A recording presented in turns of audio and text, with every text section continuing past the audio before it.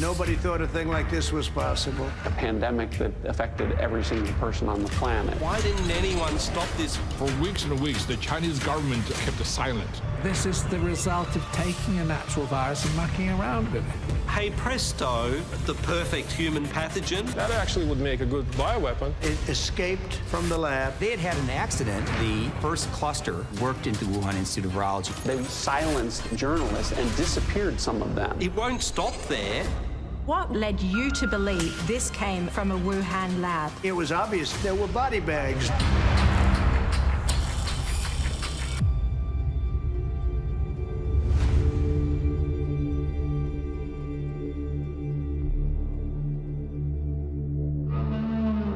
COVID-19. Like you, it wasn't until early 2020 that I started paying attention to this. Then came the investigation, then came the revelations, and then the writing. Tonight, join me as I tell you what I've discovered about where the virus came from and when it first appeared.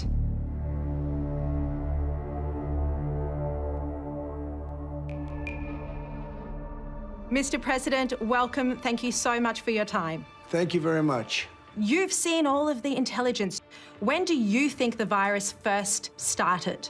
Well, some of the intelligence is classified, and I can't talk about it, but common sense tells you it most likely, and when I say most likely, like 95% came from the Wuhan lab. I don't know if they had bad thoughts or whether it was gross incompetence, but one way or the other, it came out of Wuhan, and it came from the Wuhan lab.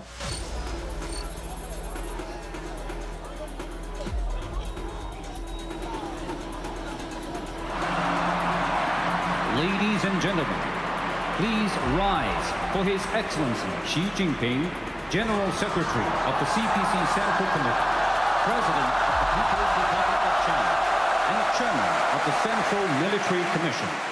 They're the Olympic Games for military athletes. Held every 4 years, Wuhan was the host city in 2019.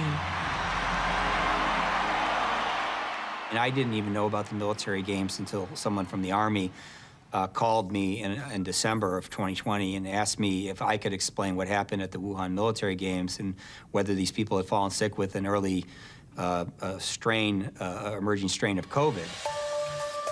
As the site of a potential virus superspreader, it doesn't get much bigger than this.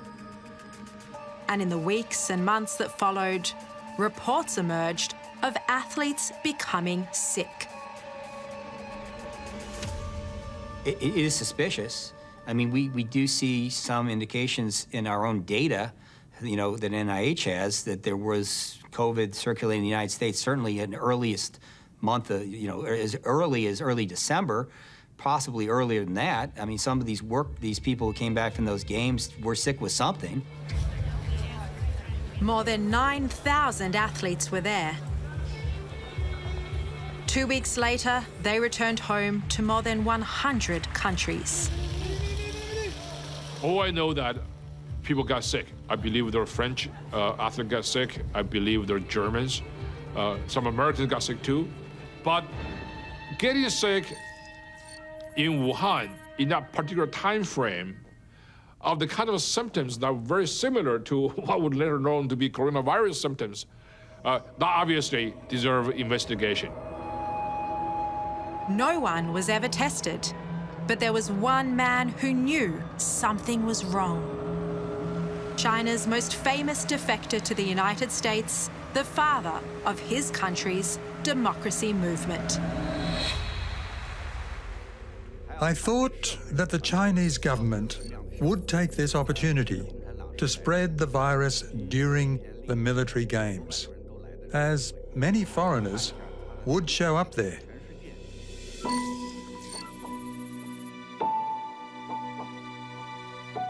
Diamond, let's start with the night Wei Jingsheng came over for dinner at your house on November 22. What was different about that night? There was an urgency about Wei's manner. I mean, Wei normally is a very relaxed person. But that night was a little bit different because he talked in almost a different tone. Diamond Liu and Wei Jingsheng are close friends. She's a high-profile human rights advocate. He was once a Communist Party insider. He'd come to Diamond looking for help. Who could he tell in America there was a virus on the loose in Wuhan? Did he think this was a coronavirus? Yes, he did say it was coronavirus. How did he know about it? Well, among the Chinese diaspora, there have been talks about it. And Wei, being who he is, tend to be the recipients of many information. People seek him out. Wei Jingsheng spent 18 years in Chinese prisons for standing up to Beijing. In '97, he made global headlines when he defected to the United States. Wei still has impeccable contacts high up in the party, and they were telling him a virus was spreading in Wuhan in October. When did you first hear that there was a virus in Wuhan? Was it during the time of the military games? Yes. I learned there was an unusual exercise by the Chinese government during the military games. And so I told Diamond about the possibility of the Chinese government using some strange weapons, including biological weapons, because I knew they were doing experiments of that sort. There was nothing in the news at the time. I mean, it was... No one had mentioned a thing. No, no one had mentioned a date.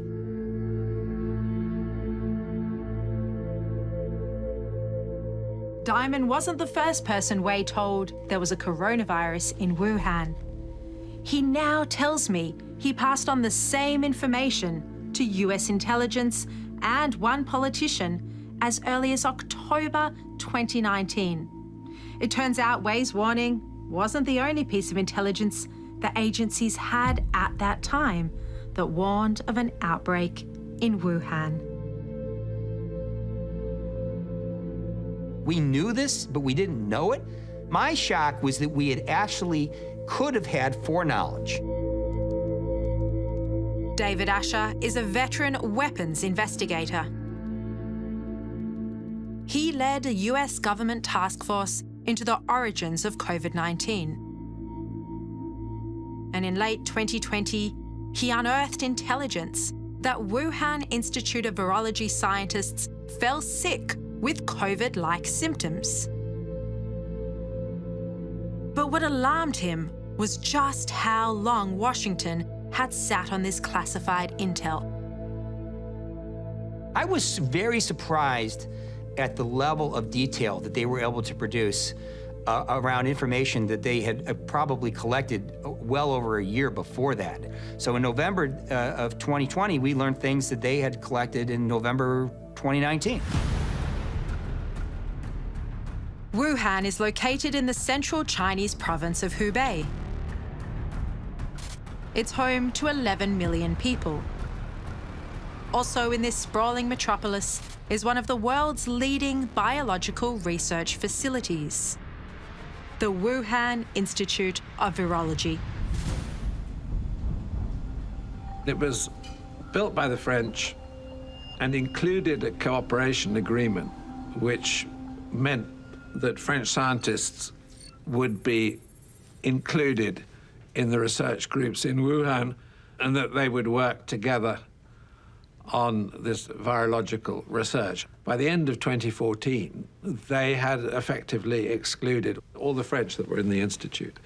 And, the suspicion on the part of the French was that, that they were pushed out because of the Chinese military interest in the work. So what could this indicate about the type of research they were intending to undertake at the Wuhan Institute of Virology?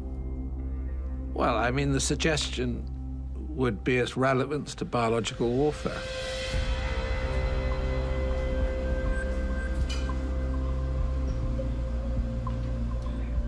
In terms of coronavirus research, what was going on in the Wuhan Institute of Virology?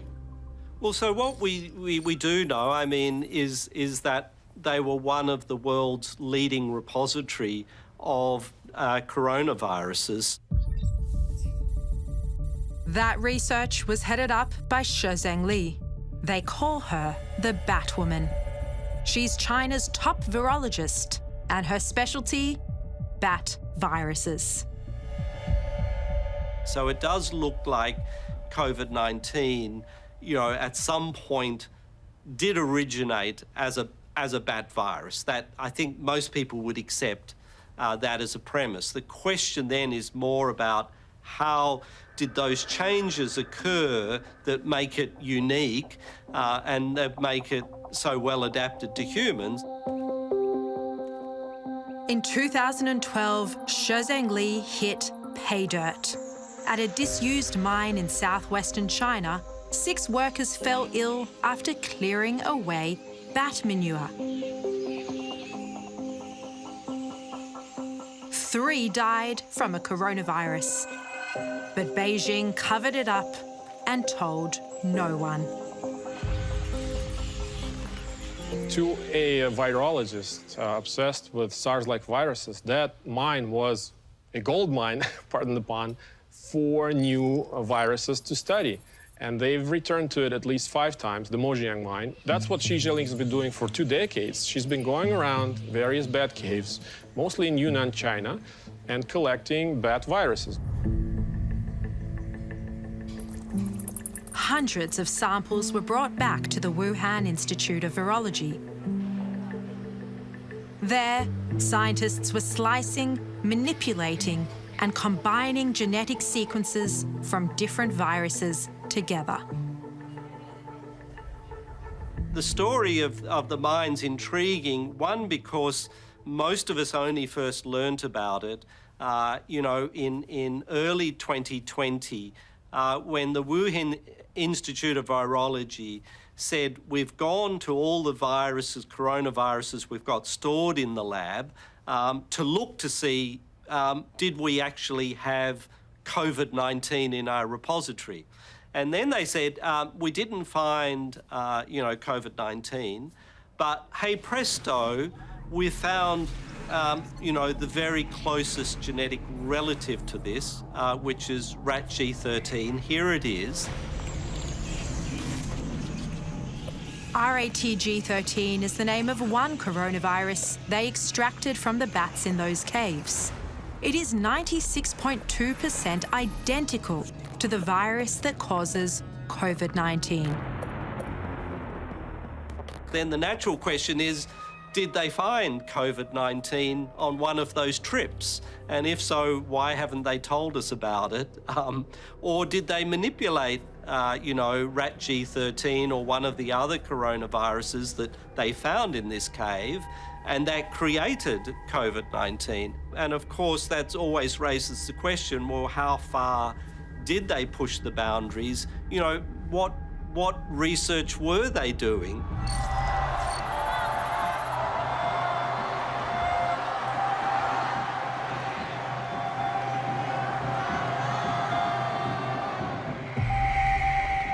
By early 2020, this administration has developed a very healthy and justifiable suspicion of a lot of things China is saying is doing and China promised to do. Miles Yu was Secretary of State Mike Pompeo's principal China advisor.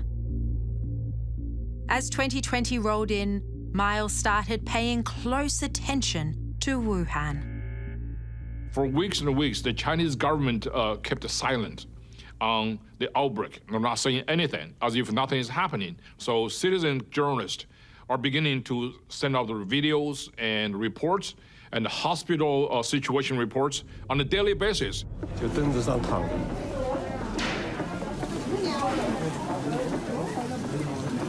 我们今年的疫情堪比03年的非典，而2次疫情的爆炸都是因为对于事实的隐瞒，对于信息的封锁。我们不能一错再错了。One of those citizen journalists is Chen Kuishi. He's also a lawyer. Chen had heard China was covering up the unfolding tragedy in Wuhan. So he went there and started posting videos. 那个护士还主动问我，你看没看网上那3具尸体停走廊里的视频？我说看了，对，那个官方已经辟谣了，但是是真的。我说啥？官方已经辟谣了，但是真的。And then he disappeared. Mr. President, what evidence were you presented with that convinced you that it did, in all likelihood, come from a lab? Well, I started hearing stories that you have also, that there were lots of body bags outside of the lab. And people were saying there are a lot of people lying down on the streets of Wuhan, and there were body bags. Body bags outside of the Wuhan Institute of Virology? I heard that a long time ago.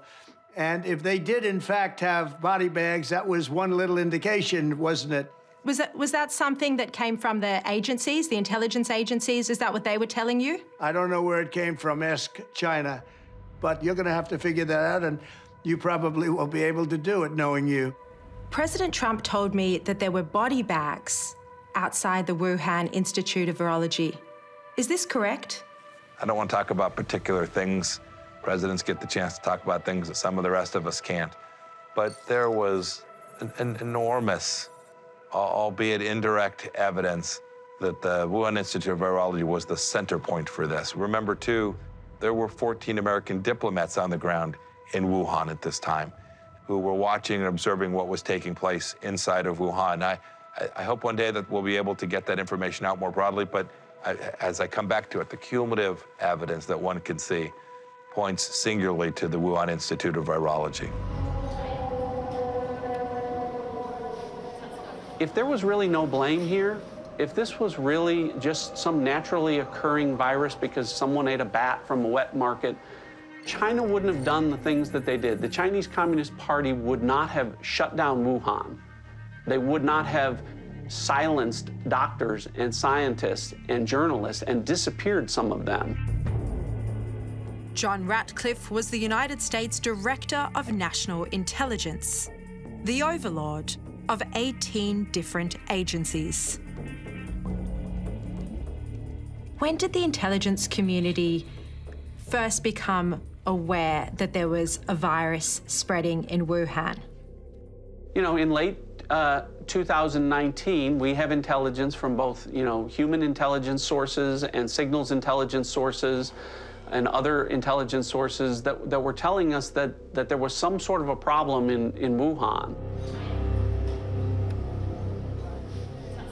Key to that assessment was intelligence that 3 people working in the Wuhan Institute of Virology had become sick in October 2019. This was well before the first official case was eventually announced in late December.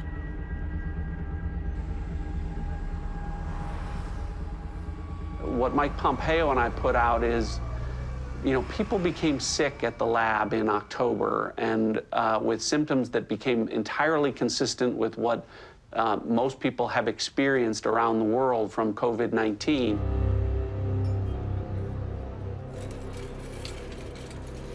Do you believe that to be the first cluster of the pandemic? Based on everything I've seen, this is the first cluster. Against all enemies, foreign and domestic. Former CIA Director Mike Pompeo was Secretary of State during the pandemic. His knowledge of COVID-19 was second to none in the Trump administration. I have seen no evidence that there's a cluster that began any place but this. I am all ears to see of any evidence that presents some fact set to the contrary. David Asher also agrees that this could have been the first cluster of the pandemic. My shock was that we had actually could have had foreknowledge. We could have known in November of 2019 that there was a disaster occurring inside Wuhan, inside their most important biological facilities, you know, where something absolutely tragic, traumatic, and dramatic was occurring, and we could have reacted to it. I said we could have, you know, the whole world could have been different. It would have been like stopping 9/11 before it happened. Which raises the question, if US intelligence knew there was a virus in Wuhan in late 2019, why didn't they do anything about it? Was this an intelligence failure? We collect everything and know nothing in our governments these days. It's the big data problem. We're all drowning in it. We had the means to know something, but we didn't either analyze it or disseminate it or even know that it was collected. I always worry about that. As the former director of the CIA, I was always worried that we were collecting information, but we weren't able to process it sufficiently timely and get that information to the right places. Is this a pandemic that potentially could have been prevented had the intelligence agencies paid closer attention to the information that was coming in? We'll have to go look back at what was actually in the possession, what was the complexity of the information, what was the certainty of that information. Should there be a review? Sure, I think we always should go back and look at how we collected and what we knew and why it was we weren't able, that didn't send the signal up the line in a way that was, would have led to a better outcome.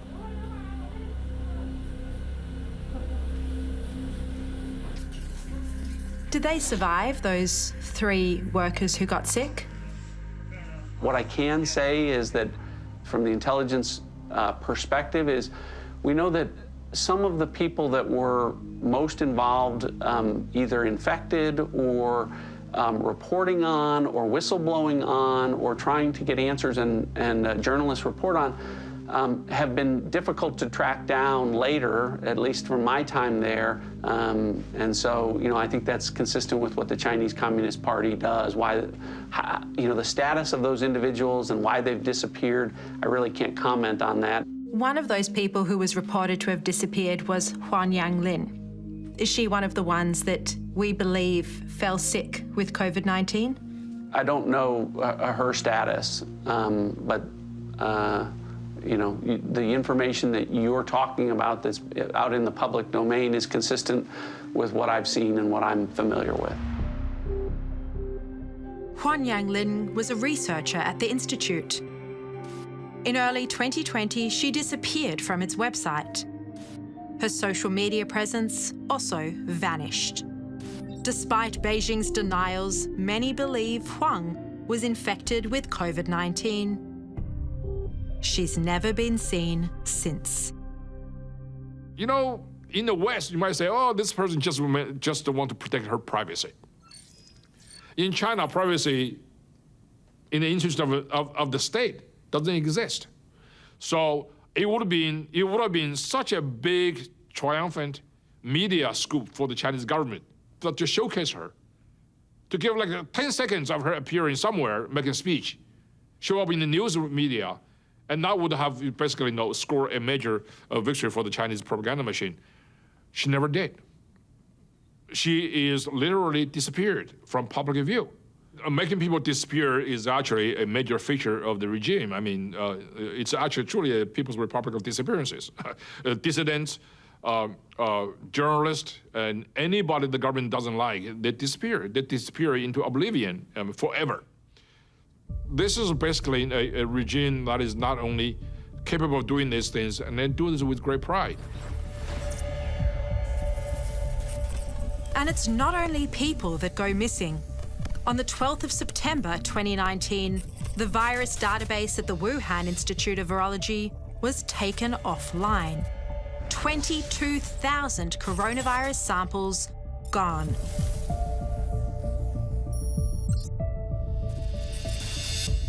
And that very same day, the Institute beefed up its security and issued a tender to replace its air conditioning system. This, in September, is when the evidence suggests a leak first occurred. What does that indicate to you about the origins of the virus and whether an outbreak might have occurred or become known to the Wuhan Institute of Virology at that early date? So I've seen data points that place it in the summertime of 2019, late summer, July, August of 2019. These are all parts of the pieces, right? This is all the cumulative weight of the evidence that suggests that it did come from this lab. And a month later, the Institute went into a communications blackout. There was no cell phone or signals activity on the compound for about 2 weeks. How significant would a blackout period at the Wuhan Institute of Virology, as has been reported, how significant would that be? Again, it would be another circumstance that would be difficult to explain other than there was a problem that the Chinese Communist Party was aware of and was trying to deal with before it became an outbreak that was public and then ultimately a pandemic that affected every single person on the planet.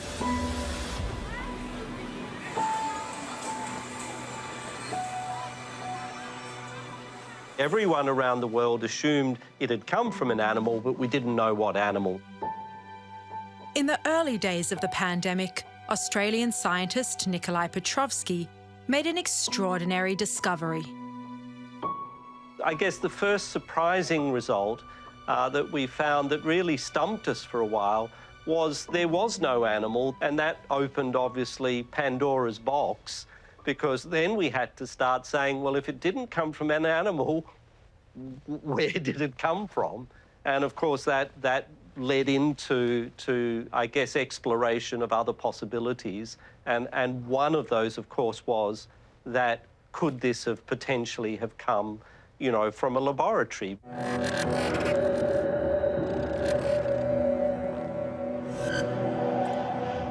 在过去的30多年里，新发和突发传染病在全球范围内呈现出扩散趋势。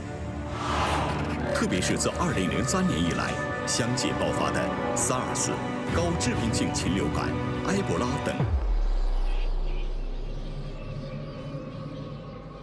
This video was part of the official launch of the Wuhan Institute of Virology's latest lab, BSL-4.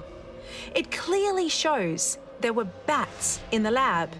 And that's a fact World Health Organization investigators said was a conspiracy.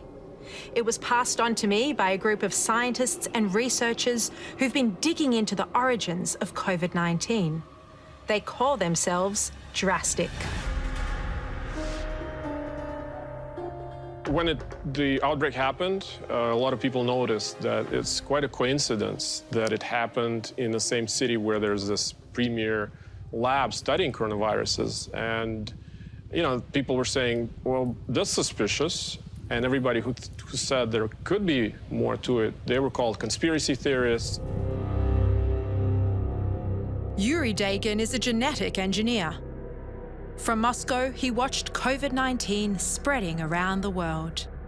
In April 2020, Yuri wrote an essay arguing that the animal-to-human theory just didn't stack up.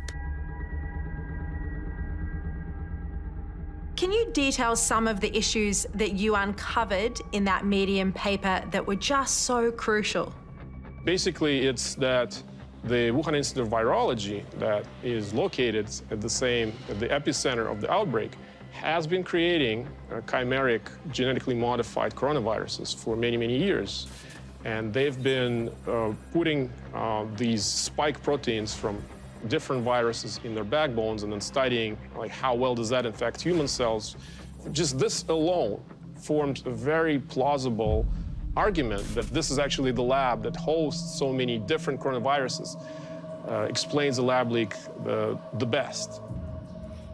Yuri, this was highly risky coronavirus research that was happening at the Wuhan Institute of Virology, and no one seemed to be paying any attention to it.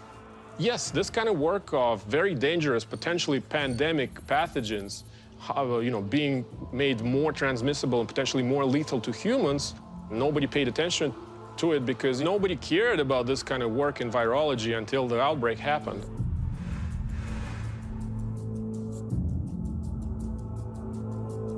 To begin with, I certainly didn't approach the issue with any sort of suspicion or foregone conclusions. However, things began to change as the pandemic evolved. So Richard Dearlove also ran into resistance to the lab leak theory. He's the former head of the British spy agency, MI6. Early in the pandemic, 2 scientists asked for his help in publishing a paper that cast doubt on COVID-19 coming from an infected animal. We approached Nature, we approached Science, we approached the American Journal of Virology, we approached various publications in the UK, and it was clear to me that there was a sort of united front not to put anything in the public domain which questioned the Chinese narrative. How disturbing is this censorship? And do you think it amounted to Chinese disinformation? I'm pretty sure that the Chinese, after the outbreak in Wuhan, and they're very good at doing this, sat down and, developed their own information campaign. So, Richard, you were one of the first people internationally to come out and say this virus may be the result of a laboratory leak. How were you treated after you made those remarks? I had people saying to me, Richard, my strong advice is you don't get involved in this issue. It's conspiracy theory. And I mean, my reply to them was, if that's what you really think, you haven't really looked at the science. You don't understand the arguments. And I suggest you go back and delve into this a bit more deeply, because you're going to find some pretty strange things when you do. Boy, did I get put-downs from, some very important parts of government who basically were keen that I shut up. Was this by British government or British intelligence? I leave it to your imagination, given my past links. Another paper that struggled to find a home was from Professor Petrovsky. His research found the virus was better adapted to infect humans than any other animal, including bats. And we thought the scientific journals, particularly the leading ones, would actually jump on this paper because they like to have papers that are very topical, that are going to get a lot of media attention. And so we were quite stunned when we just got rejection after rejection after rejection without even the paper being looked at. Professor, this is censorship of science. Absolutely. And of course, the more this happened, the more indignant I and my colleagues, who were authors of the paper became, because, again, science is not about politics. It's not about, only finding nice things. It's about, what is the truth? What are the facts? It's a sad story of unprincipled compromise in face of an authoritarian regime. And also, it is also a sad story of political wokeness, because the reason many scientists sign on to that kind of rhetoric, to accuse anybody who's seriously interested in the possibility, not the certainty, but the possibility of a lab leak, as simply racist. It is my profound honor to address the United Nations General Assembly. We must hold accountable the nation which unleashed this plague onto the world, China. Why were so many scientists against the lab leak theory? Well, one of the reasons was United States President Donald Trump. Yes, unfortunately, you could say that the Trump factor contaminated the argument quite seriously. And I think there were a significant number of prominent scientists who did not want publicly to appear to be supporting Trump. We saw big media say, you know what, Donald Trump and his Secretary of State are out talking about this thing. These people are surely crazy. They're political zealots. They want a shiny object. I heard all the different stories. But of course, as we unpack it, as we accumulate data, science, evidence, facts, it's more clear than ever that the virus came from this laboratory. In early 2020, the medical journal The Lancet published a letter from a group of scientists saying the lab leak was a conspiracy. The man behind the letter was Peter Daszak. He's the president of EcoHealth Alliance, and he'd been working with the Wuhan Institute of Virology for 15 years, sending US grant money to Wuhan for bat research.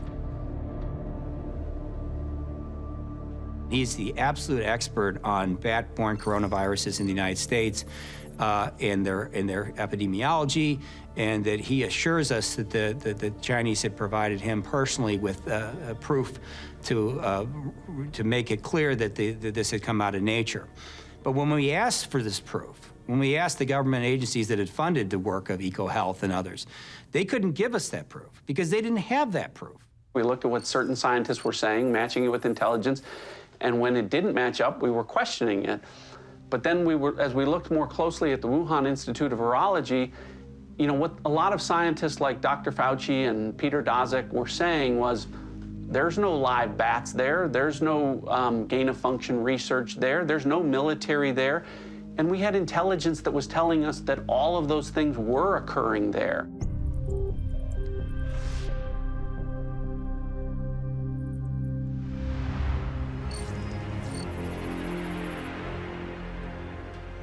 WHO has been assessing this outbreak around the clock, and we're deeply concerned both by the alarming levels of spread and severity and by the alarming levels of inaction. It took more than 12 months from the start of the pandemic for the World Health Organization to finally send a team to Wuhan to investigate the origins of the virus. The US submitted the names of 3 officials, but one they didn't suggest was picked, Peter Daszak.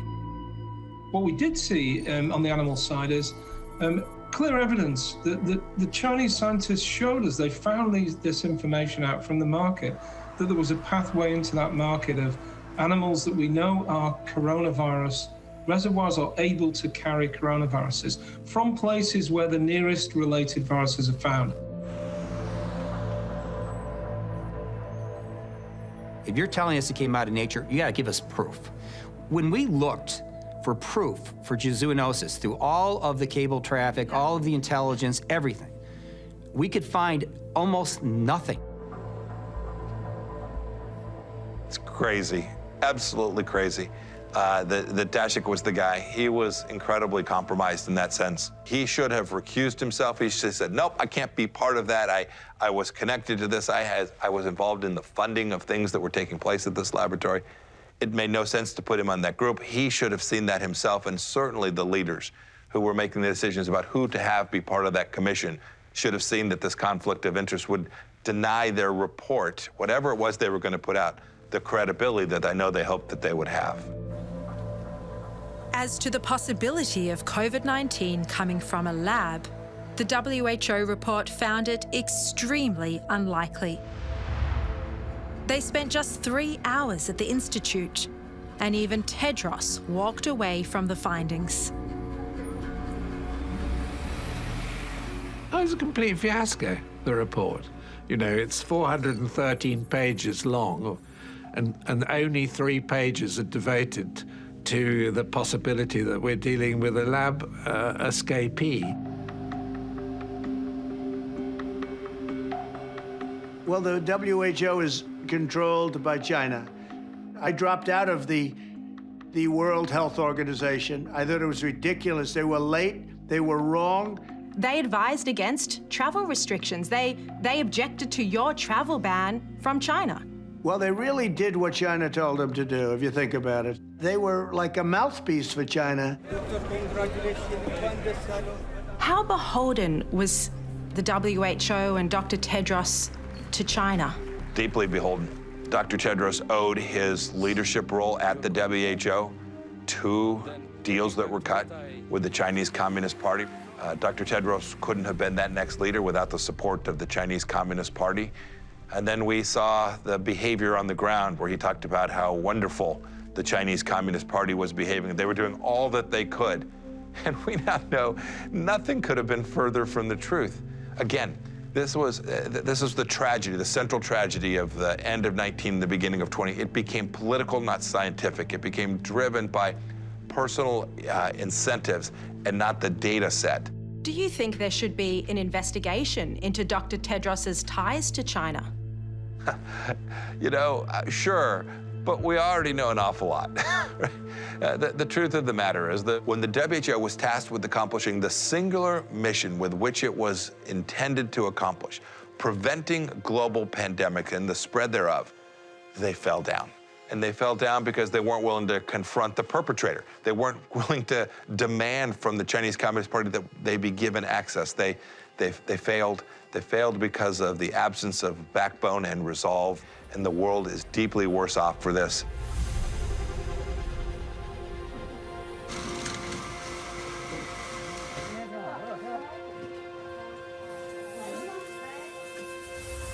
P4实验室是目前世界上生物安全等级最高的实验室，也是最安全的实验室。实验室的建成，标志着我们国家的科研人员能够在自己的实验室当中开展烈性病毒的一些研究工作。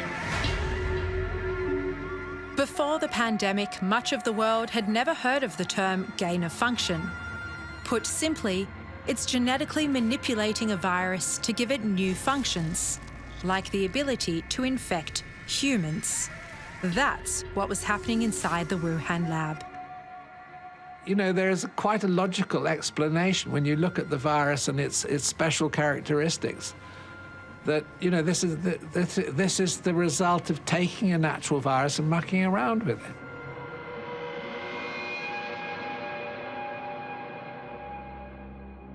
COVID-19 is like a Frankenstein virus, and it looked to many scientists like it had been cobbled together, because it has a bat virus backbone with a pangolin virus spike protein and a unique furin cleavage site in the same spot where Chinese scientists were genetically tweaking viruses.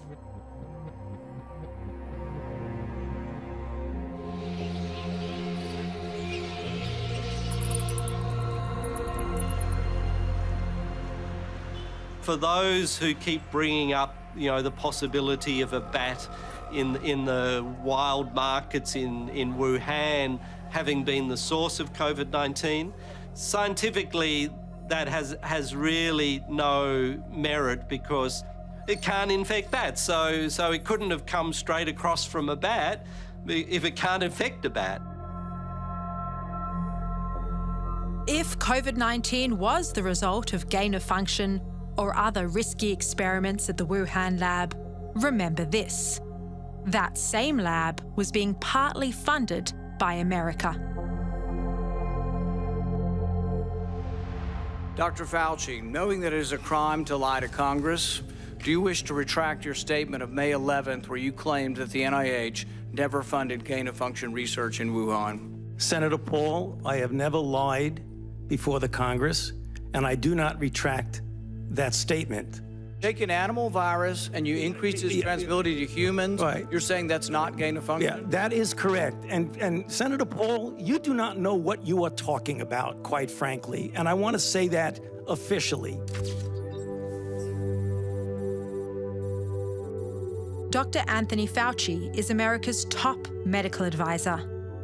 I found a scientific paper he wrote in 2012 where he argued the benefits of gain-of-function research were worth the risk of a pandemic.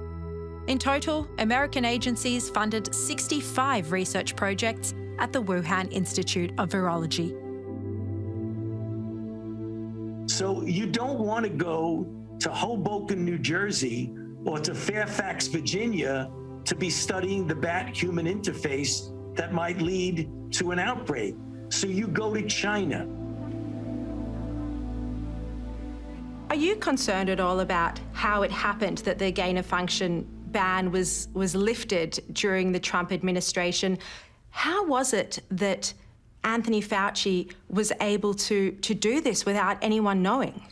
Well, I don't know for sure who all was involved in that decision-making process. I can say this much. When we look back and figure out how that decision was made, I hope that all of those parties were able to come to the table, express their viewpoints, their concerns, so that we had not only a decision, but an informed decision that was made. I've seen very little evidence to date that there was a broad-based information exchange before the decision was made by Dr. Fauci to lift that ban on gain-of-function research.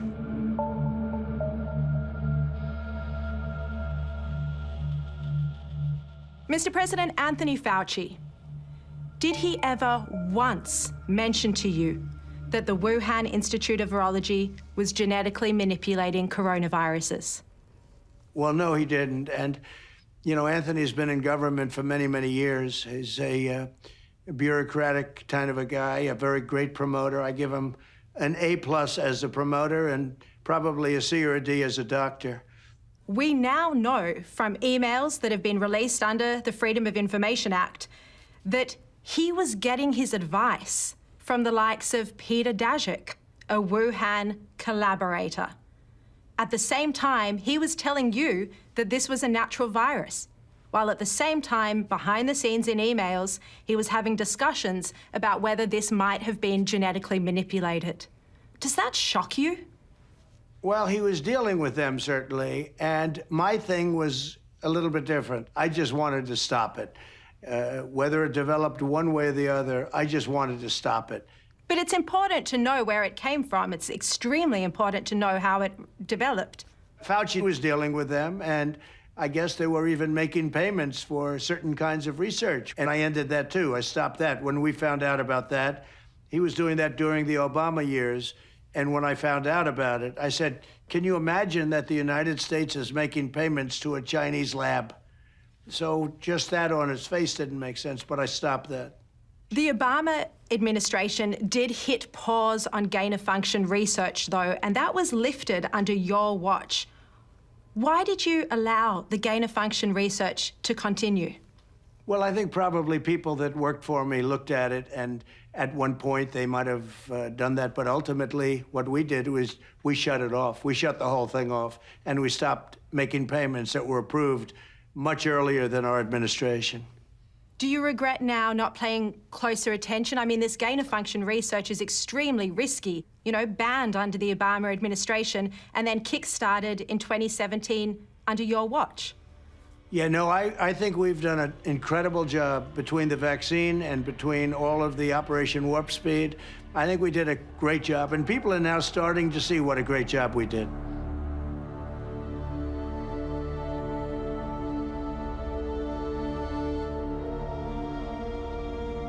While writing my book, I discovered a crucial piece of the COVID-19 puzzle. Cybersecurity analysts at Internet 2.0 recovered Chinese government data that had been virtually wiped from the web. It showed there was a buy-up of PCR equipment used to test for coronaviruses in Wuhan in 2019.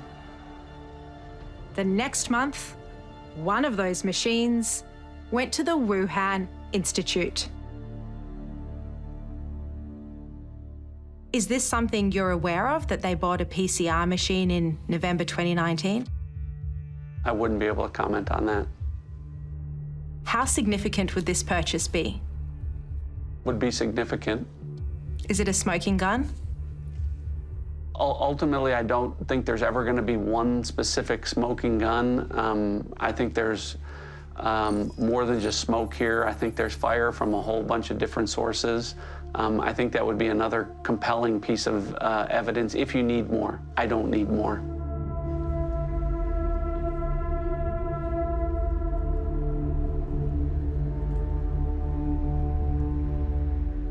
Mr. President, I just want to ask you about this idea that the Wuhan Institute of Virology has strong ties to the Chinese military and was working on secret projects with the Chinese military. Do you think SARS-CoV-2 was developed as a bioweapon? So, I'd like to think it wasn't, and I'll probably have to leave it at that because I want to give the benefit of a doubt. and China was also affected by it. So I really don't think it was, but nobody can really know for sure, and certainly now most of that evidence is gone, and it's going to be very hard to find out. That evidence was the viral database which was taken offline by the Institute. There's also early samples that were destroyed and the people who disappeared. But what is very evident is the lab's close ties to the Chinese military. It's definitely possible that the Chinese have been working on a bioweapon. Their labs affiliated with the PLA have been working on coronaviruses as either a bioweapon or as a defense against a potential bioweapon. And they've, published papers in China about both aspects, saying that, oh, we can weaponize coronaviruses. That actually would make a good bioweapon. And also they published papers that said we have to be prepared for potential, released bioweapon. Whether this precise, virus is the result of a bioweapons program, I highly doubt it, but I could not rule it out. Nor is David Asher ruling it out. In fact, the former COVID-19 investigator believes something went badly wrong inside the Wuhan Institute of Virology. My concern was that the Chinese were doing research in, as we learned later, quite uncontrolled circumstances that was most definitely related to biological warfare ambitions in the future, and that they had had an accident of a secretive program that they never wanted anyone to know about because it was a weapon, and the weapon had gotten released errantly. I mean, it was like someone dropping a nuclear weapon out the back of a B-52 and bombing some city and saying, whoops, we didn't mean for that to occur.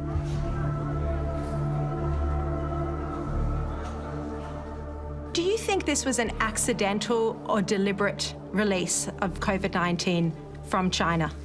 So I think it was probably an accident. I don't think it was on purpose. If it was, that's essentially war. I don't think it was on purpose. I think it was incompetence. Scientists walked out and had lunch outside in a park or something with the girlfriend, and he had it and she had it. Was that patient zero, that scientist from the lab? I don't know if it's patient zero or patient something else, but that's one theory. Do you know how he was infected? I think that it was incompetence. I think that it escaped from the lab through incompetence. And they've also had some safety problems, as you know, at that lab. Has the United States spoken to defectors who worked in the lab, who blew the whistle on what happened? I really can't talk about that. Yeah, I cannot talk about that. I won't be really allowed to talk, nor would I want to. Few people in our nation's history have been more challenged or found a time more challenging or difficult than the time we're in now. Once-in-a-century virus that silently stalks the country.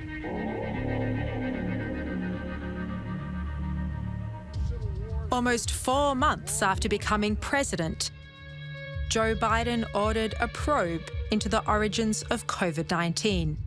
The results inconclusive. The report found 2 causes plausible. Either it came from a lab or an infected animal.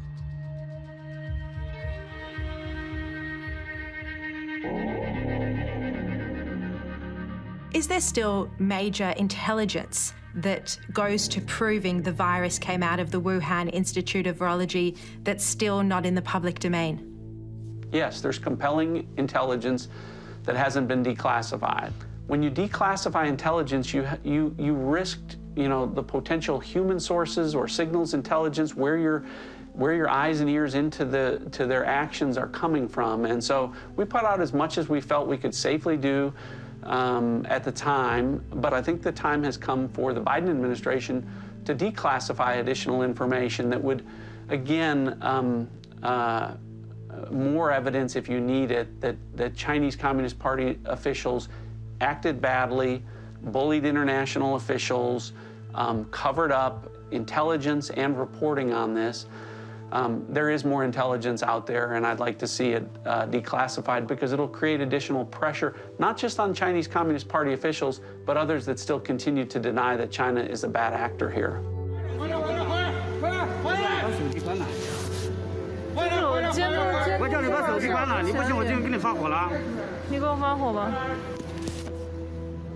We had an opportunity in January 2020 to eradicate this virus out of the whole human population, and that's really sad.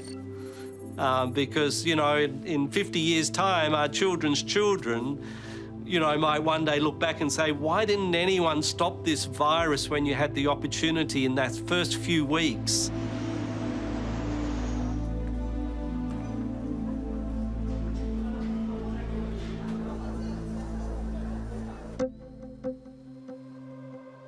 From his lab in Australia, Nikolai Petrovsky is developing a vaccine that's in phase 3 clinical trials.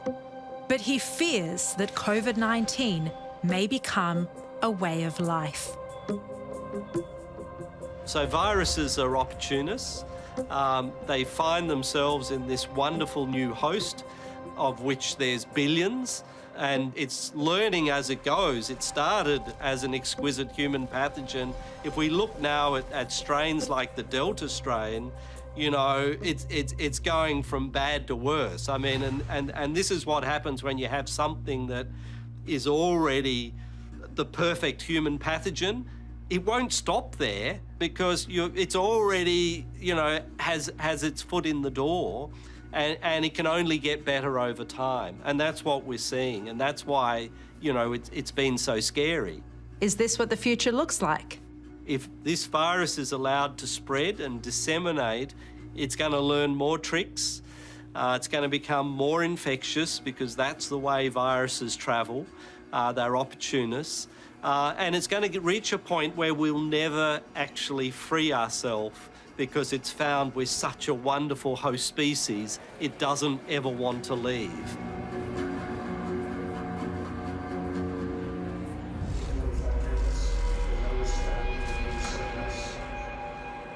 How do you think this global pandemic, this crisis of a potential laboratory leak could impact on Chinese leadership?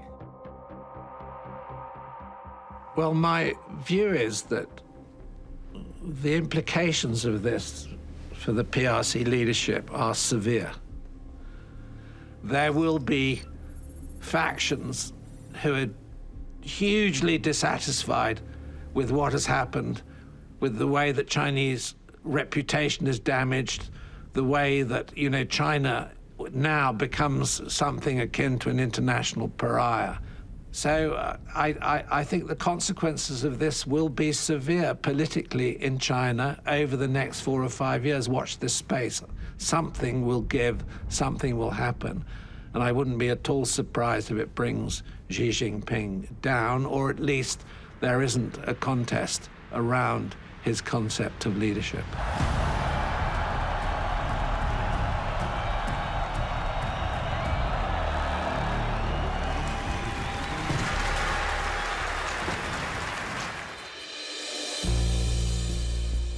And as for two of the most senior members of the Trump administration, they are in no doubt about what really happened in Wuhan. Well, listen, the people that had the most access to the most intelligence are telling you that the most likely origin of COVID-19, of the Wuhan virus, was what happened, was a lab leak at the Wuhan Institute of Virology. This is really most likely what happened, and it's more than just a possibility. It's certainly a probability, and it's probably a certainty. The other thing that the cover-up tells you is the absolute absence of humanity of these leaders. They are willing to allow people to die. They don't care about human life. They don't value them the way that people in the West, in the United States, and Australia do. They are prepared to let millions of people die if that's what it takes to protect their regime.